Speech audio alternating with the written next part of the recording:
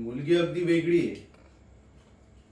आता एका नाचणारींची मुलगी, तिला कोण चांगला रस्ता दाखवतय?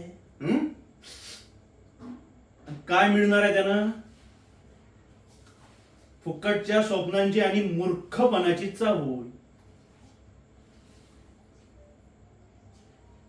अवंती, तू हट्टी असशील, पण मी महाहट्टी आहे. हा गणोजी कधीच माघार घेणार नाही. थांब, तुला आधी माझ्या ताब्यात घेतो आणि मग दाखवतो माझा इंगा. अवंती, तू जो प्रयत्न करत आहेस त्यात तुझंच नुकसान आहे, लक्षात ठेव.